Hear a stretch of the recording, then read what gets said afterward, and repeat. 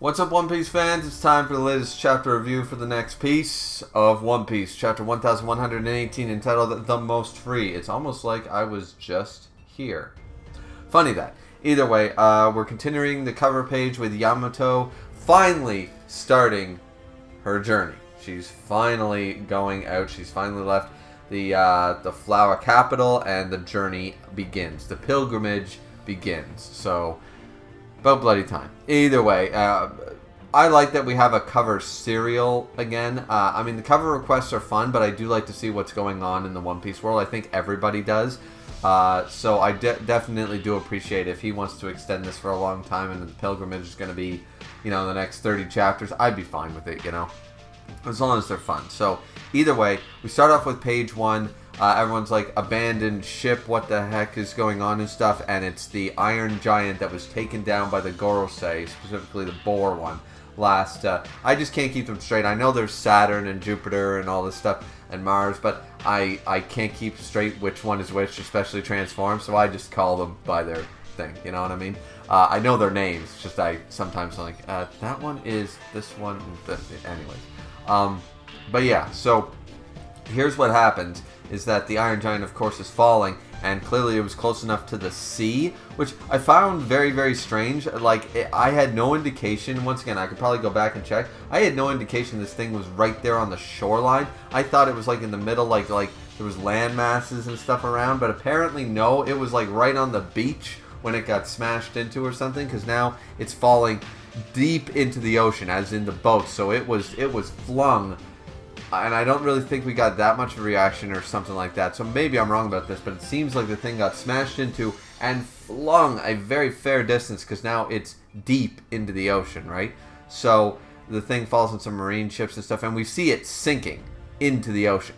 So, and I mean, this thing is massive. So this thing got flung, at least 100, 200 feet, at least. Off of the shore, off of the land that it was on. So I think this is just done for dramatic effect, maybe, but I think Oda maybe should have depicted that better, or maybe I need better reading glasses or some shit. These things are a little dark, but yeah, maybe I need to reread chapter 1117 or something. It's not like I just reviewed it. Maybe I should have paid better attention when I was doing that. But anyways, so yeah, the Iron Giant is falling and still seems to be alive, even though the transponder, the mission sail, the video snail, the recording has been done. The Iron Giant is still active and alive, for lack of a better term, and it says, "Where, Joy Boy, where did you go?" Because obviously Luffy's out of Gear 5th. What woke him up was Gear 5th, and Luffy hasn't transformed back into Gear 5th. So it's like, "Joy Boy, where did you go? Want to see you. You were there, Joy Boy. It's strange, so strange." So this also might imply that Joy Boy stayed in the Nika form almost indefinitely, sort of similar to when Goku and Gohan mastered Super Saiyan Form 1 in the hyperbolic time chamber, and they came out and said, like, we found a way to have our bodies get used to this level, so we can stay in this form indefinitely. We don't really run out of power in that regard. We'd have to be so drained to the point of death, pretty much. Like, there's very little, like, it never turns off until literally, spoilers for the Cell Saga, Goku dies and Gohan wins. Up until that point, the blonde hair stays on both of them, no matter how beaten up they are. So I'd like to think that maybe this is implying that Joy Boy stayed in Gear 5th indefinitely. Like, that was almost his natural state at the time that this giant was around. So then the boar's looming over us, and just and what is that? A boar? A mammoth? What's happening on Egghead? And it's like, okay, so all these guys are seeing things, so the rest of the world is looking like technical issues. He was going to say something. The transmission stopped? Wait, but Vegapunk died, that's what he said, and so everyone's going nuts. We see different kingdoms around the world trying to figure this out, being like, so did someone actually assassinate him? I mean, he said he committed sins. You don't think the world government did it? He goes, no way, why would they do that? Straw Hat Luffy was the one that was holding him prisoner. If anyone, it was obviously a pirate and stuff, so now things are being turned and stuff. It's like, no matter what, I'm sure that the world government would never eliminate a great scientist like Vegapunk, the smartest man in the world. No, no, no. So now the world is turning. Vegapunk maybe had a little bit of foresight in when he did this recording, to the point that he knew that whoever it was, somebody else was going to be blamed for his death. The world government would never, like, the chances that the world government wouldn't cover it up or blame some pirate or something like that. A lot of people are saying, like, oh, but maybe the world government, like, he's trying to say, like, neither side is right. It's like when two sides enter a war, everyone loses who's right and wrong. Both sides are wrong at that point, sort of idea. And the idea here is that I think that Vegapunk sort of recognized that, even with all his naivete, that somebody else was going to take the blame, so he tried to say that in the video. I don't take it as, oh no, he didn't think like the world government is necessarily evil or something like that, because that would just be kind of stupid. I think that it was more so, yeah, he knew that somebody else would cover it up, be blamed. Like, the world government was never going to take responsibility for killing him because he knew too much, and the world at large wasn't going to know that, so he tried to speak to the world at large, being like, whoever it is, maybe they're not so bad, because he knew somebody was going to take the fall. So, anyways, and here's that worst addition to Egghead, York. What? How many Vegapunks are still alive? And she confirms that only by tapping in, the only ones are Lilith and the other one. I forget her name. Once again, I'm not a huge fan of Vegapunks or any of these androids. All I know is that the coolest one, Edison, apparently is dead. Edison was awesome, and now apparently is no more, because it says that York says that only Lilith and the giant child one are still alive, and I'm just like, okay, so this basically confirms Edison's death, or that he's not accessing Punk records currently. But yeah, I'm gonna take it with the way Oda does death. I struggle to say that this confirms anything, but you never know. So anyway, so the Borgorse takes off again. They're all taking off. Saying Lilith is on this floor at the northeast shore, and they're all communicating telepathically again. Like, should we eliminate them all? Yes, even with the Stella body dead, Punk Records is designed to continue growing. York's development benefits us, but we need no other geniuses. So they're like, yeah, we're going to keep York. So I actually assumed that once they got everything out of York for this mess, they were going to eliminate her and just get rid of the problem altogether, seeing how much problem the original Vegapunk gave them. But apparently they're actually considering keeping, which I think is a mistake, of keeping York around. They're actually going to keep York around and destroy the rest of the Vegapunks, the ones that obviously don't want to work with them. So either way, we jump over that the Dorian Bragi's ship is about to take off and stuff, and it's just crashing its way through the marine vessels. They jump on board. Luffy's up there. We made it back. Woohoo! We're on the giant ship. It's like, this thing is huge. Is Usopp here yet? What about Chopper? Like, we're all good, And Sanji and Frankie are there to greet them. Like, hey guys, what's going on? And we see that Bonney clearly got to the Vice Admirals and stuff, because Vice Admiral Bluegrass and Vice Admiral Doll were changed into children and they can't fight.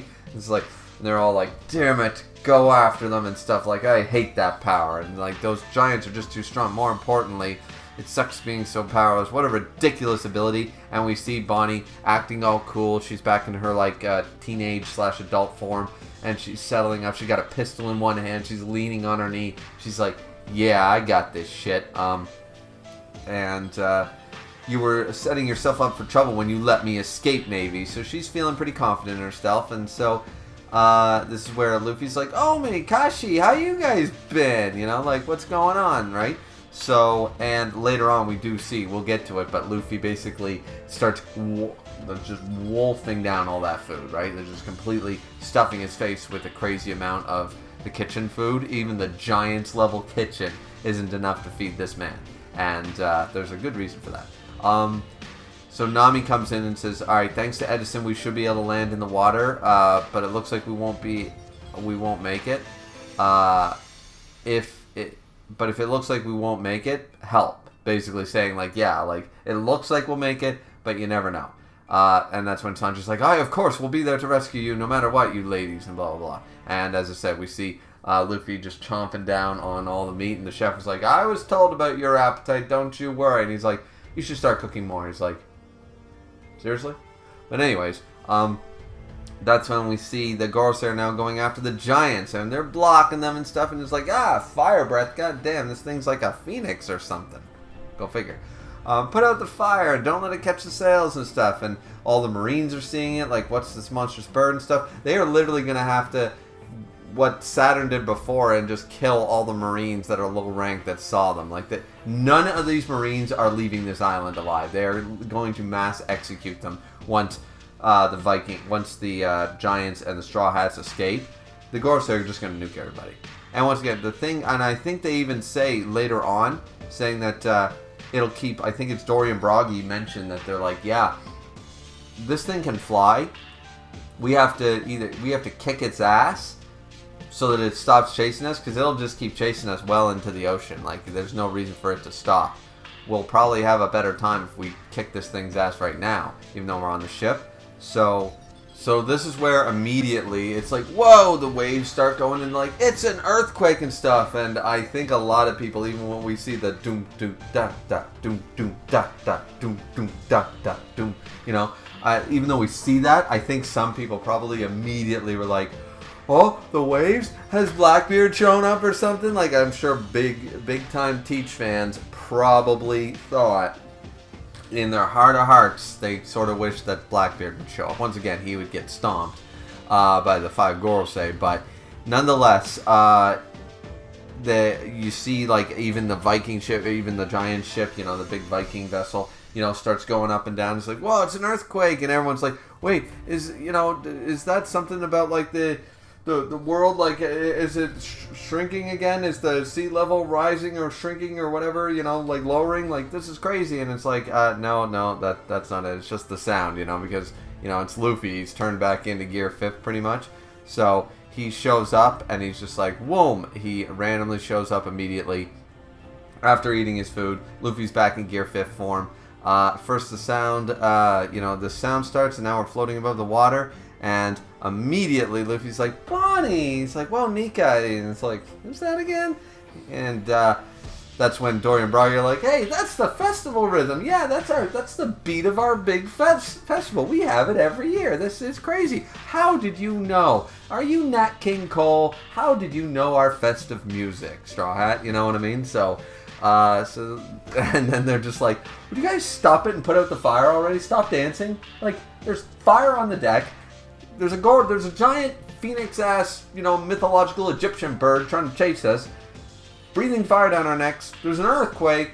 Luffy's gone crazy, and yeah, like, maybe not time to dance, but I mean, it's Dorian Broggy, so it's a good time. So Luffy immediately, what I like is, immediately recognizes that Bonney should be able to do what she's about to do. A lot of people upset by this. I get it. I'm not for or against this. I'm still indifferent to what this means. But I'm going to wait for Oda to explain a little bit. But he immediately goes to Bonney and says, let's go. You want to beat up those guys too, don't you? Like, because he knows, Bonney and the connection with Kuma and blah, blah, blah. He says, but I can't. Just look at them. Look at their size. Like, I can't do anything. He goes, but that's when he says, I don't know how your powers work, but you can do it. Because Luffy knows what Bonnie's able to do. She can transform her body and stuff. So he's convinced, like, Bonney, there's no reason you can't literally just do what I do. So look, that's what I look like when I'm free, as he pointed out. And so Bonney says, I'll try it. Distorted future where I'm the most free. And once again, the reason, I think a lot of people are upset by this, but we don't know the full amount here of exactly what this means. The reason she takes on the appearance of Gear 5th, I don't think it has a connection necessarily with her devil fruit or whatever. What I think it is that she's picturing in her mind, like, if she grew up loving Power Rangers and she thinks the White Ranger or the Green Ranger or the Red Ranger is the epitome of that's who it is who saves the day, that's who can always win. she would transform when she thinks of distorted future where I'm the savior, I'm the most free person, you know what I mean? She would transform into a Super Sentai. She would transform into Goku if she read Dragon Ball Z. She'd be a Super Saiyan. She'd have blonde hair and stuff. But she wouldn't, the thing is, she still wouldn't actually be a Power Ranger. She wouldn't actually be a Saiyan, a Super Saiyan, you know what I mean? She wouldn't actually be that. This is just the way her fruit develops.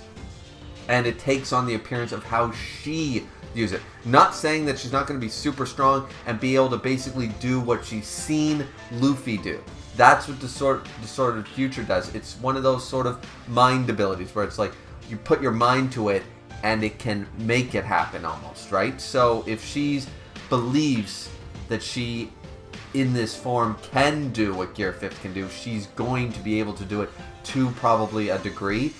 But I don't think that it's going to be to the same level, if that makes sense, because it's going to have to use the creative mind and the way that Luffy fights and stuff, the battle IQ that he uses and stuff, even in this form. We do see a nice shot that Kuma is still obviously alive to a degree because he's looking on and said, "Don't worry, Ginny, I'll raise your daughter," and boom. Still, once again, I think it's officially now the saddest backstory, period. Kuma's life is the saddest thing in the world. In the entire One Piece world. I mean, people argue, Robin and Brooke and stuff like that, and I just got to sit back and go, I think it's officially Kuma.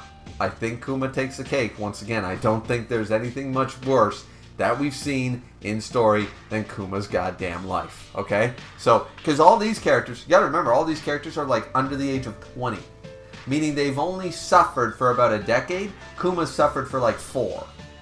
I'm pretty sure 40 years trumps 10 years. I'm just saying. But yeah, either way, that's not the point. Is that he's still looking on. He remembers, like, I'll raise your daughter, and he's looking at her in this giant form and stuff. It's like, what is that? Whoa, 2 Nikas. She's like, yeah, I did it. Giants in white, and Luffy's going back like, see, I told you could do it. That's awesome. And because she's like, what? And it worked. And it's like, yeah, you can be Nika too. Anybody can be Nika. That's the point. I am Spartacus. Anybody can be Batman. That's the point. So I like the idea that Nika is not limited in the sense of, yes, Luffy embodies Joy Boy and stuff like that. But we're going back to the word that so many reviewers have done about inherited will. When it comes to One Piece, a big thing is not just bloodlines and main character energy, but inherited will, inherited blood, inherited dreams, right?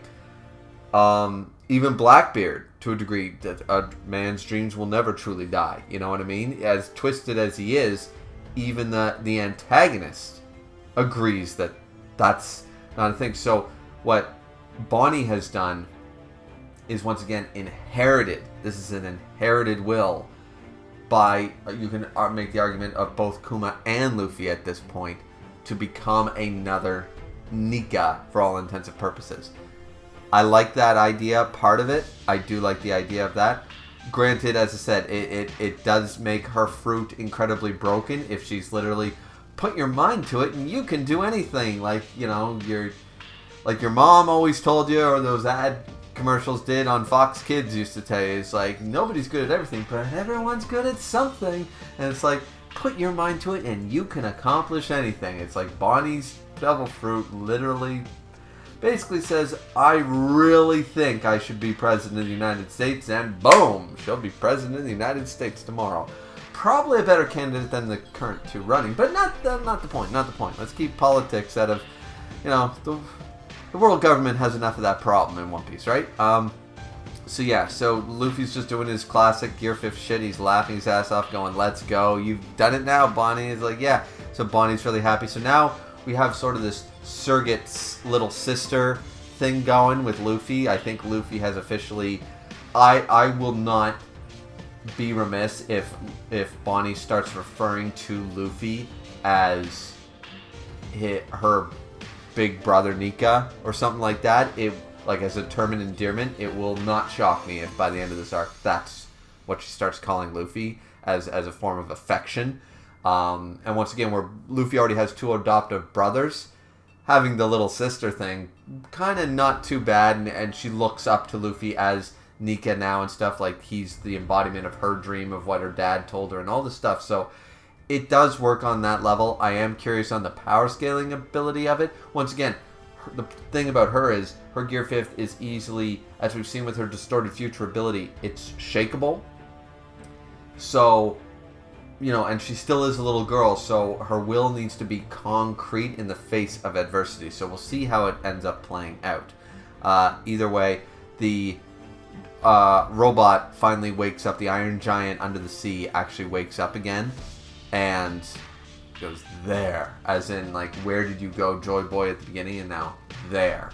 Senses that Luffy has turned back into Gear 5th. Maybe senses Bonney as well. We have no indication that Bonney set off the Iron Giant. Could have been Luffy. It was most likely Luffy, because Luffy was the one to do it the first time, and he just immediately, once he turned into Gear 5th, we jump back to the Iron Giant, and he senses it.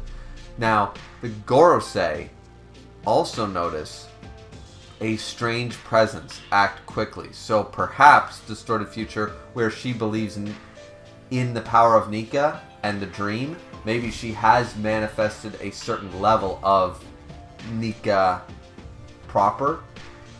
We don't know. Her Devil Fruit kind of screws with a little bit more than a few things. So either way, that is chapter 1118. A lot to cover with that one, obviously.